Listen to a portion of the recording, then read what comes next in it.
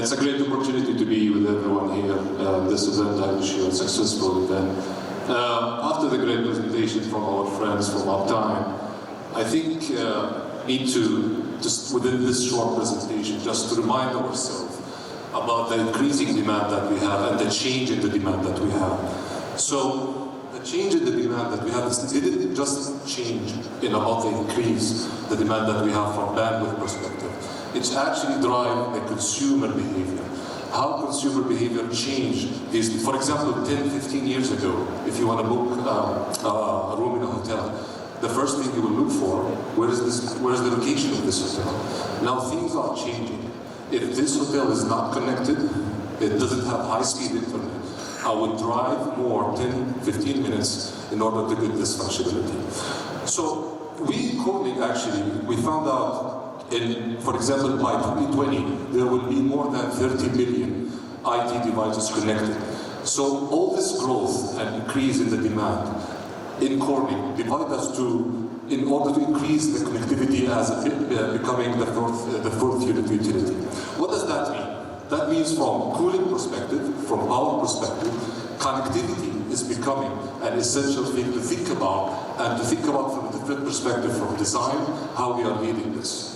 So this looks from a legacy perspective, some copper cables laying on cable trays.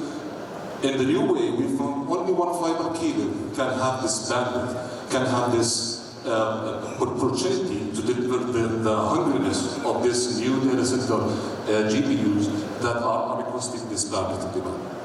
So before we dig in how we are doing this, if we define data centers in three types of data centers, from hybrid cloud, NTDCs, and enterprise. All these three tribes have a potential, especially here in the kingdom, to have this AI. So from a unique perspective, we are designing that. If we take a step back, so two types from AI machine learning languages. Number one, it's an ultra Ethernet.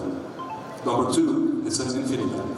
So if you see here in the design, it's a spine connected to a leaf connected to GPUs inside the server rack. If you want to take a closer look on this, how does it look like? So here, it's a scalable unit inside a cluster, small one, from 10 racks. Each 8 of these 10 racks have 8 racks having servers in it. Each of these server racks have 4 servers in it. Each of these servers in it have 8 GPUs. Each of 8 GPUs, each one of the GPUs have 8 ports that we need to connect them. And these GPUs are hungry for power, hungry for cooling, hungry for connectivity. We're not talking about traditional speeds of 10 gig or 40 gig. No, we're talking about 100, 200, 400, and 800 gigs that actually now deploy. With a great presentation from our friends from Google, they mentioned now they are going for 400 and 800 AI projects. So how are we going to feed this? So, for a quick example, if we are using an 8, we are talking about 2,048 ports and connectivity needs to be done.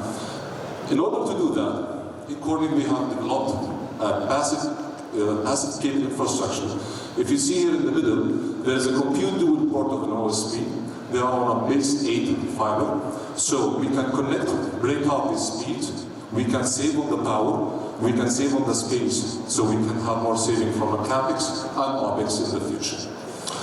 Moving forward, let's say specific one. For example, from leaf to spine.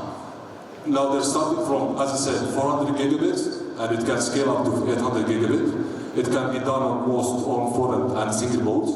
Each of these leaves are connected to the spine, so structural cabling gives us the flexibility to arrange and have this connectivity in all of our scalable unit, which can give us from a small cluster, medium cluster, and large clusters. If you're gonna dig deep, this is how the small cluster look like. This is just from an 8 perspective. Another one from 8. For 4 to 8 is considered as small. If we go for medium, we are talking about 256 trunks. Trunks is just an MTP to MTP jumpers or an NPO to NPO, which is the transceiver footprints, which you can break it down at there. So if we're going to move to a larger scale of cluster, it's about 16,000 ports.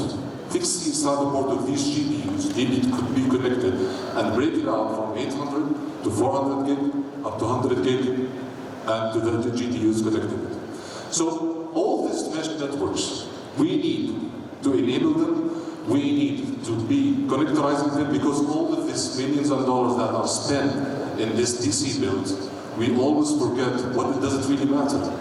It's the servers, it's the GPUs. How are we going to connect them in the right way and having a future flexible network topology for our network? Another fact, as again from our friends from Uptime, especially about cooling. Whether you are using DLC, whether you're using immersive cooling, from a cabling perspective, also we need to invest on that, because the type of connectivity needs to change, whether you are using an immersive or whether you're using a DLC. So if you see here, this is just a DLC example. Also, all the connectivity and the cabling needs to support the changes that AI-enabled data center have with this growth. I will leave you with this. This is how the trend looks like. Now, currently, as we speak now, so NVIDIA are using 800 gig on the switches OSP ports. And this is what we call on the next data rate. What's the plan is going on extreme data rate, XDR, which will give us around 64 by 800 gigaports. This is massive. If we didn't plan the right for this to connect it in the right way, all this investment that we're doing will not support us. So if you're interested more, please reach out to our corporate folks, move around, so we can go be more about how the solutions and how we build it from small and medium and large cluster. Lastly, from a corporate perspective, each AI requirement needs to adapt with the demand, to adapt with the flexible design and sustainability and power. I would like to please invite you to visit our booth, have more information about how solution architects are built on this, and thank you very much for your time.